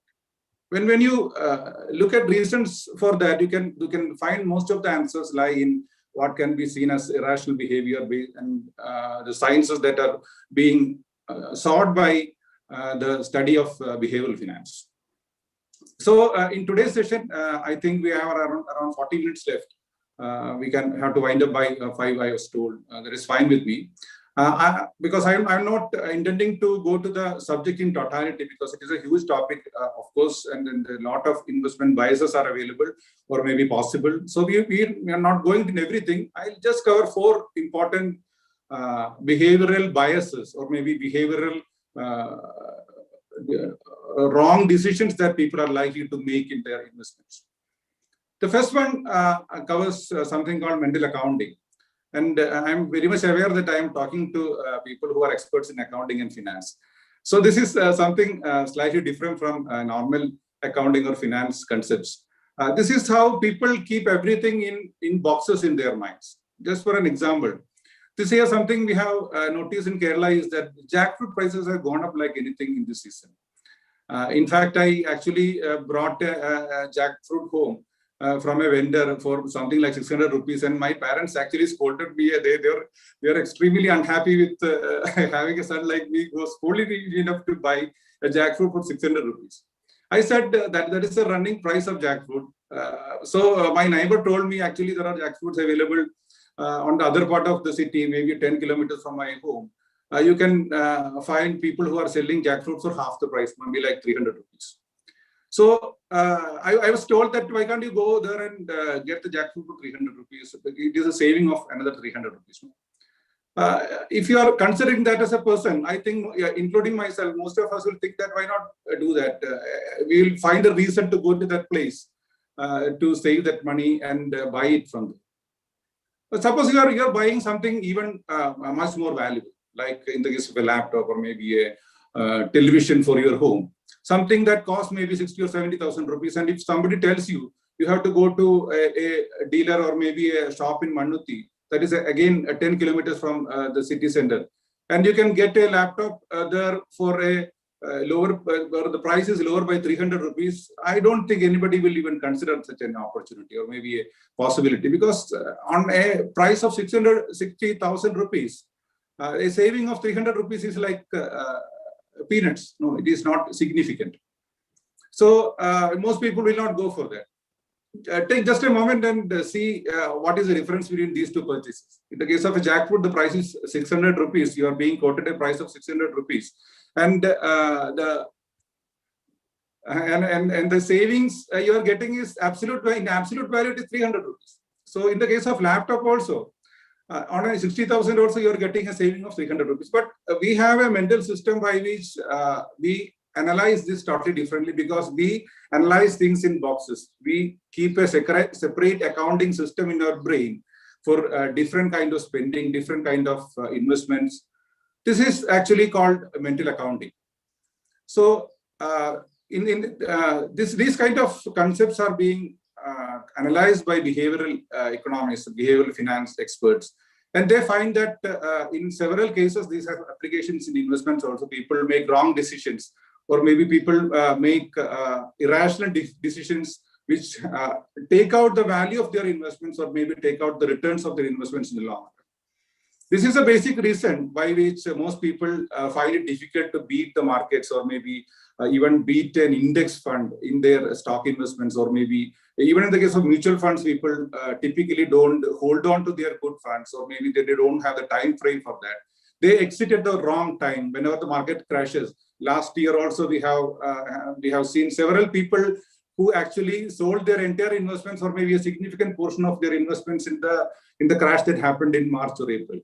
Of course, they regretted that later on, because the market bounced back like anything beyond what most people expected. It bounced back very fast. So some people actually could come in later on, but most people actually lost the investment opportunity, and their returns will be now much lower than what they could have gained by simply holding on to their investments, just not doing anything fancy, or maybe not picking winners from stocks, or maybe picking winners from mutual funds. If they had simply held on to their investments, they could have made much better returns. So that is this thing of mental accounting. In the case of stocks, what happens? Whenever a particular stock is not performing well, or maybe even in the case of mutual funds, a particular mutual fund is not performing well, people get disturbed on that. Maybe in some cases, you have to cull your bad investments. That again comes in a later part of our presentation. But generally, you have to take a portfolio approach on your investments. I do mostly my research on mutual funds. So at times people ask me, why is this particular fund is not performing and another fund is performing well? Why can't we put the entire money into the performing fund and take out the non-performing fund? At times it has to be done. When the fund manager is not performing for a long time, of course you have to take out the money, or maybe you have to move into a different fund. But you can't put all your money into a single fund, because you can't predict the winner for tomorrow. But people always think that in the case of mental accounting, people think that maybe this thing is losing me money and another thing is making me money. So why can't I move everything into this new asset class, or maybe the performing asset class? So in asset allocation also, as Dr. Vijayakumar said, asset allocation is very important in investments. You have to keep your investments into different asset classes. Unless you are a Rakesh Jhunjhunwala or a Warren Buffett, it's always wise to have different asset classes in your investment basket. You can have, of course, you can have biases, or maybe if you're aggressive, you can have more equity. But I'll say that for almost all investors, normal investors, it is important to have an asset allocation strategy in place. So you have to have some amount in equities and some amount in fixed income, or maybe fixed deposit or debt mutual funds, that kind of investments. And some investments into real estate also is important, because in our system, especially, real estate is one important asset class that you cannot miss out completely, including the house or maybe apartment you are residing. And another, the fourth asset class is actually gold. As Dr. Vijayakumar said, we have a slight difference of opinion on that. I am of the opinion that you have to have, he also mentioned that you have to have a portion invested in gold. My take is that you can have a percentage like 10 to 15% in the case of gold. He referring to a slightly lower allocation. So it can differ according to your perspective. But you have to have all these asset classes in place. And at times we see that there are times when a single asset class is performing much higher than all other asset classes taken. Right now, actually, equity is that asset class. So right now, if you're taking the decision of selling all the other asset classes and moving your entire money into equity, that is a kind of problem with mental accounting that could have serious implications to your portfolio later on. So you have to take a portfolio approach. You have to take a total asset allocation approach on that. And you have to target for a return that is good enough if it is beyond maybe a it is beating inflation by a fair margin, that should be good enough. The second approach and how to solve the mental accounting challenge, we'll come to that on the later part of the presentation. At the end, I can share some tips by which you can have some solutions for all these behavioral challenges that you face every day, psychological challenges, the challenges of mistakes that you may commit due to irrational behavior that everybody is prone to. This is not that some people are beyond this or maybe capable of overdoing this or overcoming this by their mental faculties. It is not that easy as we may think it is. The second behavioral bias that people have is called loss aversion. This is slightly different from the take that I told earlier. Actually, both are complementary. Suppose you have brought two stocks, maybe 2 years back or 3 years back, or maybe even 6 months back. One of the stocks is performing well. Actually, any good stock is performing well right now. Even value stocks that were underperforming for a long time, they have started performing in the last 3 to 6 months. So if you're holding two different kind of, holding maybe 10 stocks, and if you see that maybe 5 of them are performing, 5 of them are not performing, and you are actually convinced that the 5 stocks that are not performing, at least 3 or 4 of them are not good enough. You have done your analysis, and in your brain, your logical part, the rational part says that these 3 or 4 stocks are not good, or maybe this particular mutual fund manager is not good. He has been underperforming for a long number of years, or maybe a particular fund is not performing because the fund manager, the star fund manager whom you depended upon has actually left the organization. In such cases, the rational decision, the right decision to take is to sell off that investments and book that losses. But what people typically do is that we find that behavior even among our investors. Every time people say that I'll keep on that loss-making shares until I reach my purchase price. Let me break even on my investments. Then I'll sell that. So if I want some money, if I want to pull out some money right now, or maybe if I want to rebalance my portfolio, the worst thing people do is that they sell their winners. Any good investors, big investors, if you observe their behavior, what you can see is generally they ride their winners. This is one mistake. I'll say that this is the most important mistakes, especially stock investors make this. I think that it is not that prevalent among mutual fund investors, but if you are investing into stocks or maybe trading in derivatives also, because As Chairman rightly said, derivative trading is now opened up for chartered accountant professionals also. So it is a minefield. Take my word for that. Be very careful about going to that. I think it is a good decision that commodity trading is not open right now, because both these are weapons of mass financial destruction, as Warren Buffett has mentioned earlier. Of course, if you apply your mind, if you are prepared enough, especially if you're using algo models for trading, you can make money from that. But it is not easy, and the percentage of people who are actually successful in trading in a big way is, I'll say, minuscule. Even with a financial knowledge background or maybe educational background, you are bound to make mistakes or maybe bound to make losses. So this is one mistake that people often make. Trading has a different call on that. Sometimes you have to ride the moment, but generally people has that tendency to sell their their winners and hold on to their loss-making stocks or investments. This is basically the reason behind this is something called loss aversion. We don't like taking losses. Whenever there is a possibility for losses, we actually run away from that. Or maybe in some cases, you actually take too much risk also. That also is a problem. But typically, we have a hard wiring in our brain so that whenever we are facing challenges, the tribal instinct in our brains actually take precedence. And the two options we normally have is fight or flight. Fight is actually you approach the situation in an aggressive way, you attack the situation. And the second option we have is flight. So these are the two extremes people usually go to.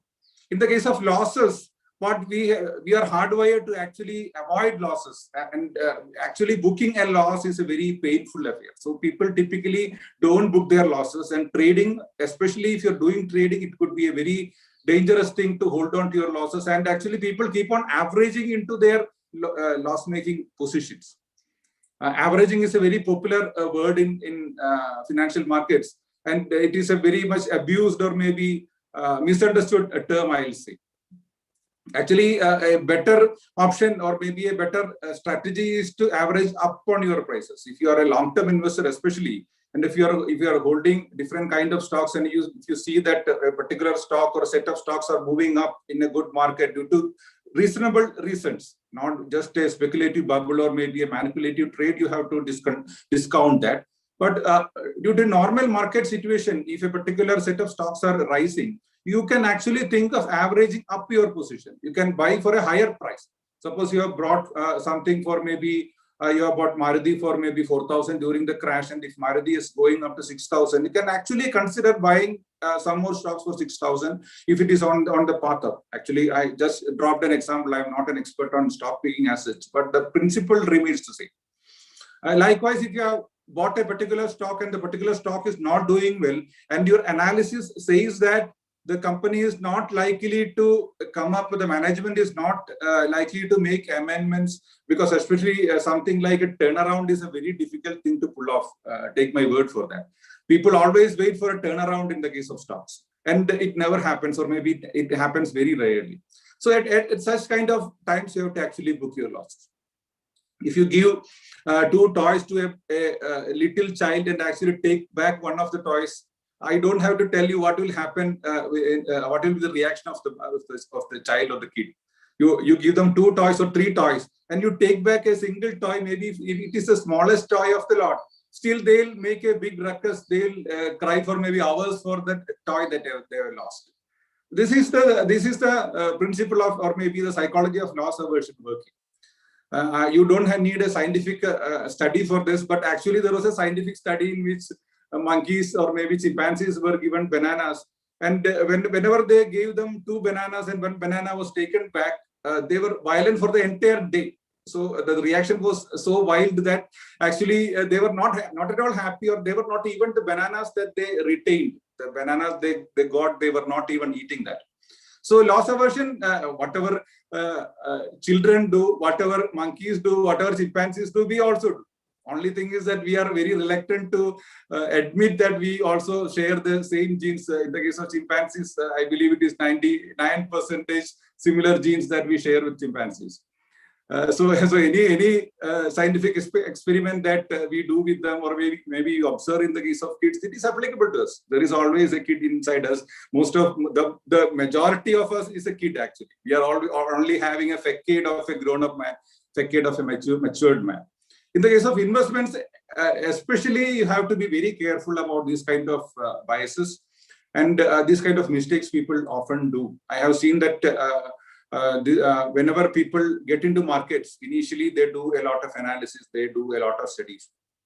But later on, they tend to pick stocks by pure tips from someone, or maybe pure hunches. One morning, I find that this particular, I'll go to the trading floor, or maybe I'll open my trading app saying that if this particular stock has moved up by 5 rupees, I'll buy that. These kind of hunches, even or maybe thought process, I have seen in markets, people indulging in this kind of market. So we are very much the analytical part. We later on, I have seen people actually losing the analytical part and take a view that it is all in the case of luck. Maybe Warren Buffett is luckier than me, Rakesh Jhunjhunwala is luckier than me. Even any successful trader, wherever cases you are hearing across, maybe in the social media, they are only plain lucky, and I am not making money because I am not lucky. So people try to improve their luck by all these kind of misconceptions and hunches. We'll come to the solutions later on, or maybe the approach that we can take to tackle these cases later on. Another one, the third one of the biases that I mentioned in the list of 4 is actually the bias of anchoring.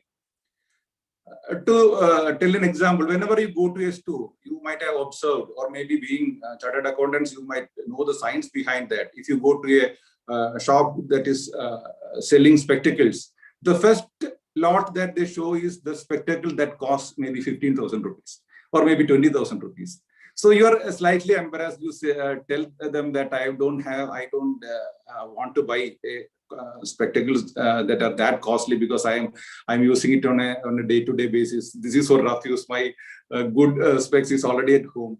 You give some kind of silly excuse. Or maybe if you're going to a shoe store, you want a running shoes.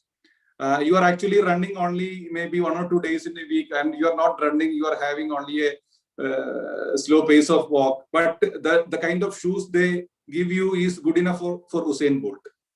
The first pair of shoes they show is the Usain Bolt kind of shoes that is good enough for you to run an Olympic race, and the price will be something like maybe 20 or 30,000 rupees. Then again you tell some kind of excuse saying that I'm actually not a runner. I only walk. I only need a normal pair of shoes. Then they will show you. Of course, they will show you the cheaper pair of shoes. What they are actually using is the bias of anchoring. That's a marketing application of the bias of anchoring. Once you have a price in your mind, once you have seen a pair of spectacles or maybe reading glasses that is costing 15,000 rupees, a 5,000 rupee pair will sound cheap to you. It will sound like a bargain. Once you have seen a 25,000 rupee running shoes, a 6,000 rupee running shoes, a pair of shoes will sound like a bargain to us. So our mind is actually anchored to the higher price. Even a random number will do.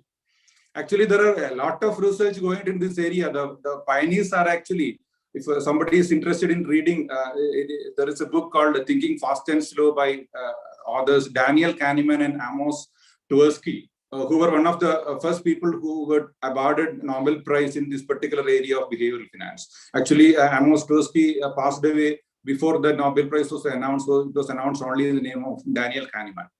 He was they were actually one of the first pioneers in this area. They were the people who did a lot of experiments in this particular area.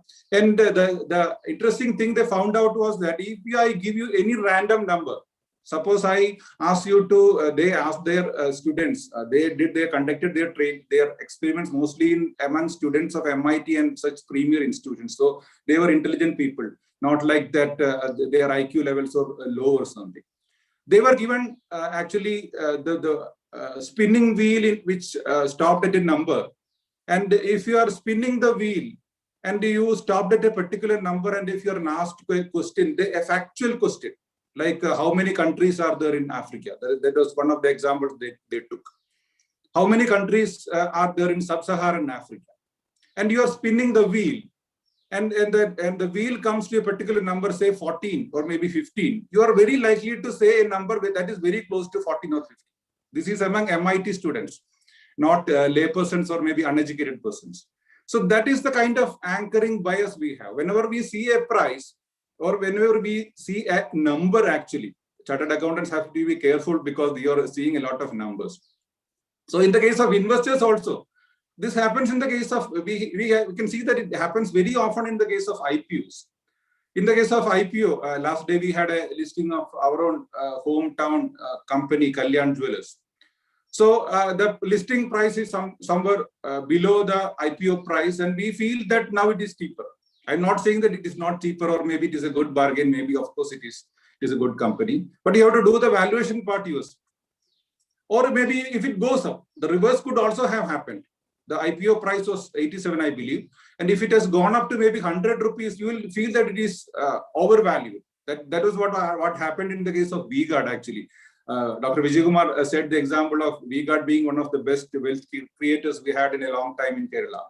Before that, we had Manappuram and Muttur and those kind of companies. So VGuard was, the IPO price of VGuard, I remember it was 85. It actually went down to 50. So there were people who thought that it was a bargain price and bought, but most people were afraid to buy at that point.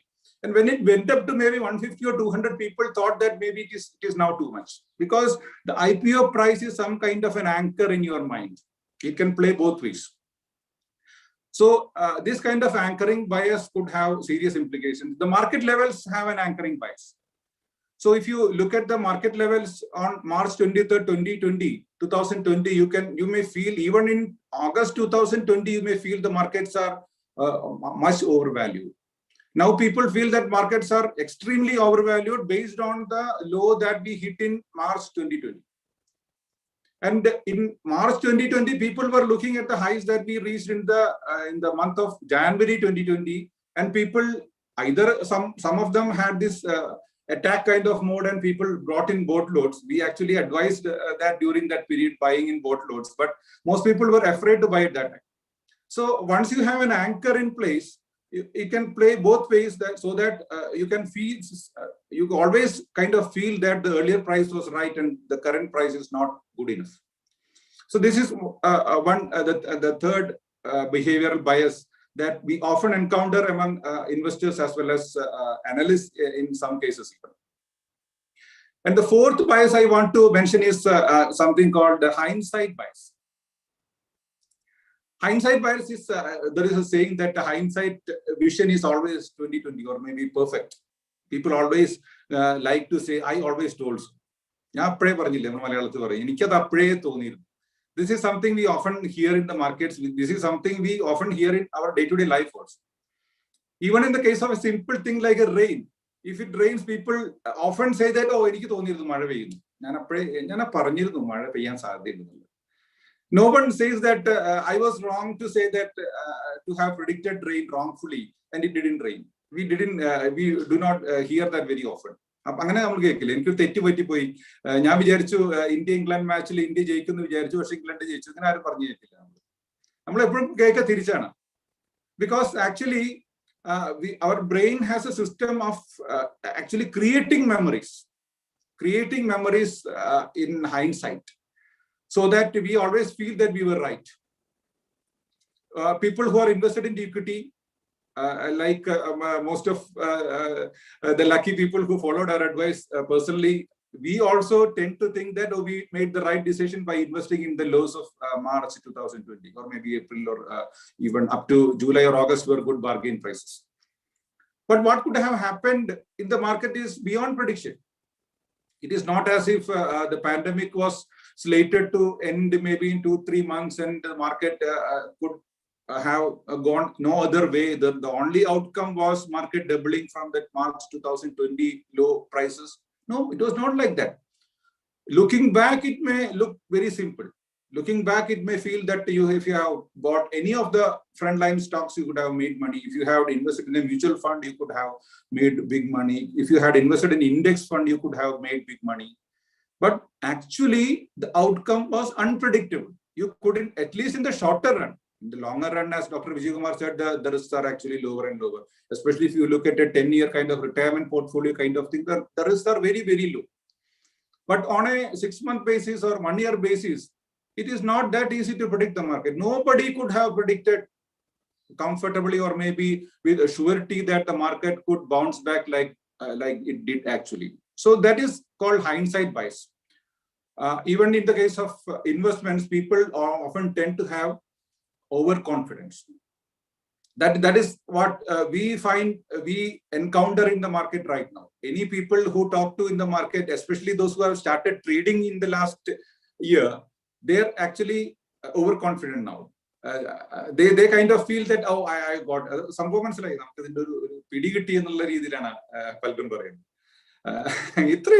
you buy some stocks, just wait. There is actually somebody I know who started trading during the worst phase of the market. He was extremely lucky actually. He doubled his investment in a matter of 3 months and still sitting on good profits. So I called him. He told me, I got the sense of the market. I know how to trade. It is very simple actually. You buy a particular share. Actually, getting a tip is very good. If you are getting a right kind of tip on a share purchase, that is very good. You buy a particular share and you simply sit on that. The same day it may go down, next day it may go down. If it goes down, you simply hold on to that investment. And in maybe 5 days, 10 days, it will go up, then you sell. So buy low, sell high. Very simple. There are people who actually resigned their jobs, stopped their major activities and started trading. This happens at different phases of market. The same thing happened in the earlier bull run. We were all present in the bull runs of 2000. Before that, I was not actively in the market. From the bull run of 98 onwards, I have been personally watching this. So whenever market moves up, people think that we have unlocked the secret of the market. People who are trading always have a kind of feeling that I have unlocked the secret of the market. And now it is as simple as that.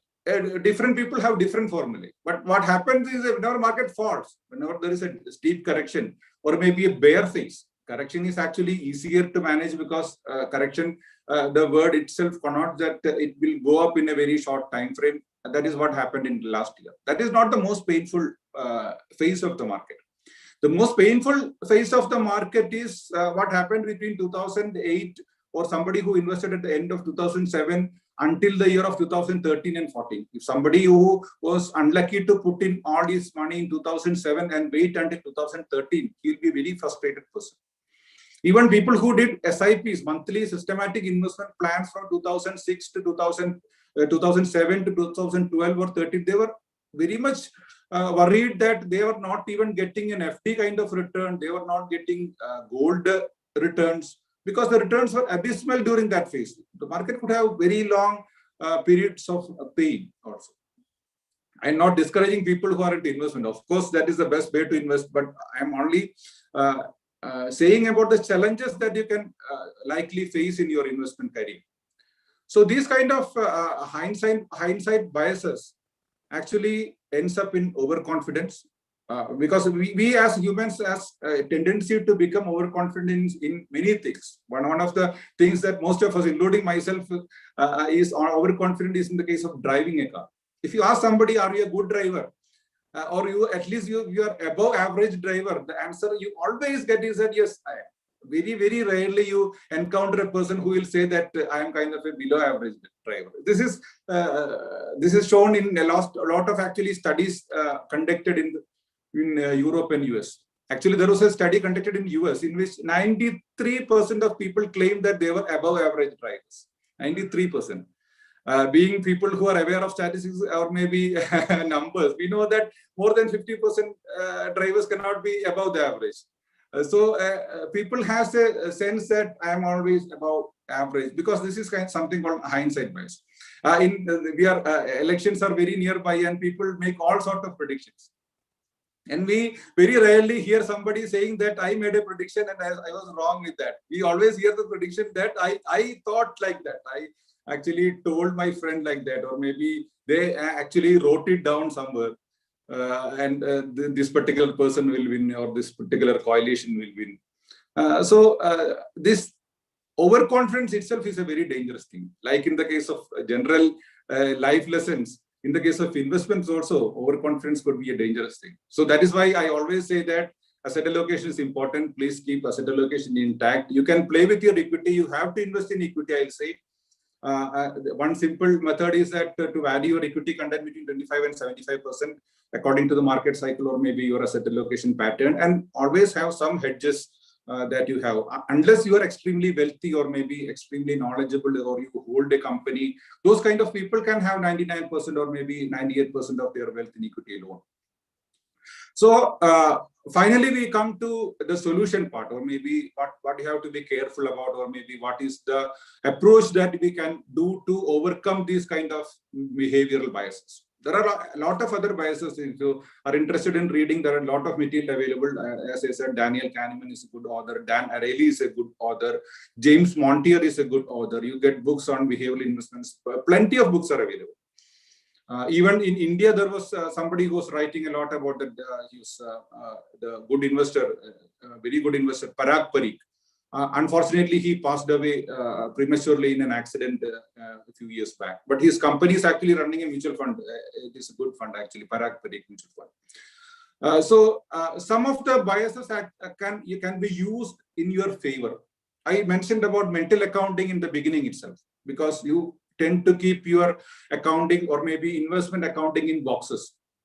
You can use this creatively. One fact you have to keep in mind is that you cannot completely deny or maybe overcome these kind of behavioral biases. You can be aware of these behavioral biases, and you can actually take steps to use it in your favor. Just like a sailor is using wind in his favor, you can use the behavioral biases in your favor. How can you use mental accounting? Mental accounting can be positively used if you use the mental accounting principle to save for your retirement, save for your financial goals like your child's education or maybe your child's marriage. Unfortunately, as Dr. Vijayakumar said, we are still interested in saving for your girl's child's marriage. I'll say not just for a girl child, save for your boy child also, or maybe your male child also. They will need money for education. You will need money for retirement. Those are very important financial goals you have. Or maybe if you're old enough, you can actually have a big financial goal in passing your wealth to your next generation. That is a very good financial goal. So why are this important? Once you have such a financial goal, your mental accounting bias actually comes into place. And if the goal is important, you don't touch that money. That is how you get discipline for yourself. Many people are not disciplined. So they'll keep apart their money for their child education or maybe retirement. And after 5 or 10 years, when they look at their accounting, their balance sheet, you see that nothing much is left in the other than maybe a house, or maybe you have spent everything. It happens to people. Even if you are a disciplined person, you may miss out some of the major financial goals, or maybe the money may not be good enough. If you are over invested in equity, the markets may be down and you may need the money at that particular point. So what you can do is that use the mental accounting for positive use by having financial goals in place and earmarked investments for that important financial goals. So two important goals everybody should have. I will say that one is retirement. Most of us, I think almost all of us, don't have the benefit or maybe the luxury of having a fixed pension. So retirement is, I'll say, the most important goal you have to think of. Save for it early in your career. If there are youngsters listening this, please take in your mind that retirement planning is not something that you do after maybe 45 or 50 years old. Start early, or if you are older than that, start at the earliest possible time. Like they say, the best time to plant a tree was 20 years back. Second best time is now. Like that, retirement planning, if you have not done that, please do that right now. Another important goal is child's education. You can use equity mutual funds for that, or if you are good in stock picking, you can have a portfolio of stocks. You can invest in the index funds. All these are very good investment avenues for making good returns, inflation beating returns in the longer run. These kind of financial goals are typically of a longer time frame also. So you have the luxury of time with you. You can invest for 5, 15 years, 20 years in many cases. In the case of loss aversion, loss aversion is a behavioral bias that we mentioned. Just another example of how to use it positively is that loss aversion can be used to stay away from extremely risky or maybe Ponzi scheme kind of investments, as Dr. Vijayakumar said. Keralites have a very big affinity towards Ponzi schemes. We find every year a new scheme coming up here or there. As chartered accountants or maybe finance experts, you may be facing questions from your clients and friends about these kind of schemes, whether they are good enough or not. My simple suggestion to anybody who is asking a question like that is, I always ask one question: what is the kind of returns that they offer? If the returns they are offering is something like unbelievable, maybe 30% a month or 50% a month or 100% a month, even anything above 2 times FD return, there is a risk involved. Anything above FD return, there is a risk involved. But if the returns is extremely high or maybe unbelievably high, in most cases, that is some kind of a Ponzi scheme or a dangerous scheme. If the return somebody offers or maybe says that you can make in stock trading is maybe 30% or 40%, always have skepticism. I'm not saying that it is not possible, but I am categorically saying that it is not possible for everyone. So wherever you find extremely risky propositions, always keep that in mind. You might have heard what the Warren Buffett principle. The rule number 1 is that never lose your money. Rule number 2 is never lose your money again. Never forget rule number 1. So it is the same rule again and again. So once you lose your capital, you cannot get it back. That is the basic concept of that particular quote. And one final, I'm about to wind up. 1 more minute for that. One final tip I have for everyone is that to master your behavioral biases, one very good approach is to have a decision journal with you. I'm not sure how many of you are already doing that. If you are into investments or if you are getting into investments, always keep something called decision journal.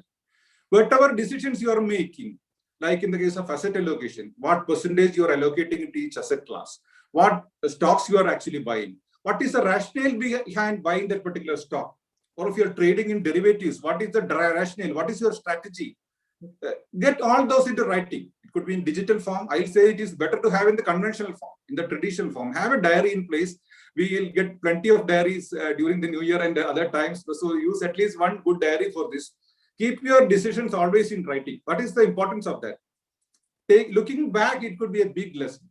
You will be astonished by the decisions that you yourself have made and the rationale that you have made. You will be astonished at how quickly you have forgotten the decision, the rationale of your own decisions, or maybe the reasons for your own decisions. How you have deviated from the decisions. People who have invested for 15 or 20 years, whenever the market crashes, in 5 months' time, there are people who take out their entire money. They have invested for retirement for 15 years. And if there is something going wrong, there are instances where they take out their entire money. So these kind of behavioral, irrational behavior, you can actually stop or maybe prevent by having a decision journal with you, an investment journal with you, investment diary with you, and keep your decisions in writing and try to learn from your own mistakes. Observe yourselves. Just like we can observe by, we can learn by observing a child or maybe a kid or boy, or maybe our own colleagues or peers. We can learn by observing ourselves again. Once you have learned all these biases, understood the biases, it is very important, very easy to actually look back at your own decisions and learn from that. So once you have mastered, or maybe we won't use the term mastered, at least understood these concepts, I am sure that it will be useful for you in investments. I have totally skipped the basics parts, the current affairs parts, which was ably handled by Dr. Vijayakumar. I hope that I have kindled your interest in this particular topic. You can read a lot on that, maybe attend sessions on that, and a lot of videos are available in the YouTube and other social media. So please study on that and try to apply. I'm sure that you can apply that in your own investment decisions and become better investors. If there are any, that is from my part. If there are any questions, anything related to this or maybe financial planning topics, I'll be happy to contribute whatever I can. Okay, sir. Members, anybody having any questions on the topic, behavior, how to behave when the market behave opposite to you? And that is mostly happens. So it's very crucial that how to act. What sir was telling, you are testing your lucky, whether you are lucky or not. That's what is basically the. So it is something like when we there is a telling that when you are standing in one queue, the other queue will move faster. It's something like that. If you Yeah, invest exactly. in one stock, the other stock Exactly. will go That up. is another behavioral bias. I missed that today. So you have to be very patient while doing that. That's what you Yeah. are saying. That science is something which you cannot understand. Dear members, please raise your hand so that you can speak directly to the faculty, or please type questions in the question and Q&A session.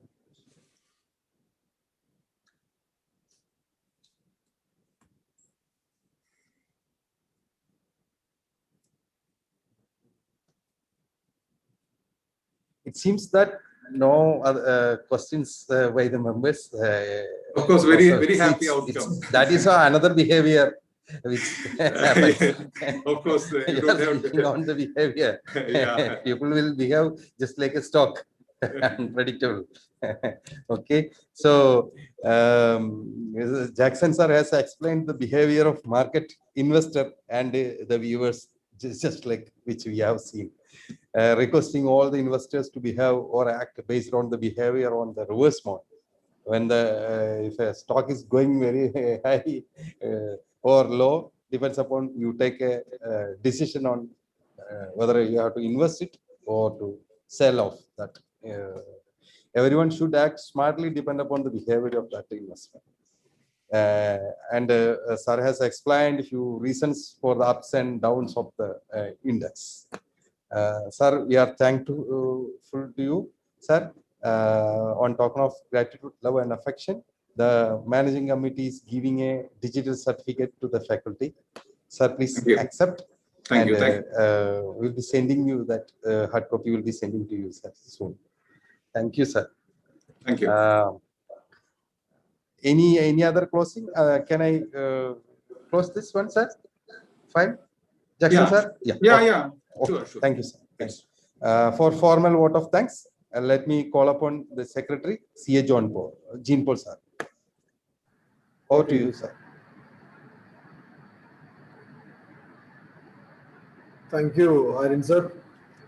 Respected Chairman Irene sir, and faculties of the day, and dear members. Both the faculties were sharing their expert knowledge backed by their vast experience. On behalf of all the members of Trichure branch and managing committee, I express my sincere thanks to Professor Dr. V.K. Vijayakumar, who shared his knowledge and perspective on investment. Thank you, Vijayakumar sir. It's my proud privilege to thank our second speaker of the day, C.S. Jackson David, who shared concept of behavioral finance and its application to investment decisions. Thank you, Jackson sir. Thank you. I thank all the members who attended this virtual seminar. I also thank our beloved chairman, C.A. Irene KK, for arranging this wonderful seminar.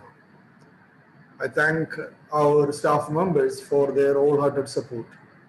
Once again, thank you all. With this, we conclude today's seminar. Thank you. Thank you, sir.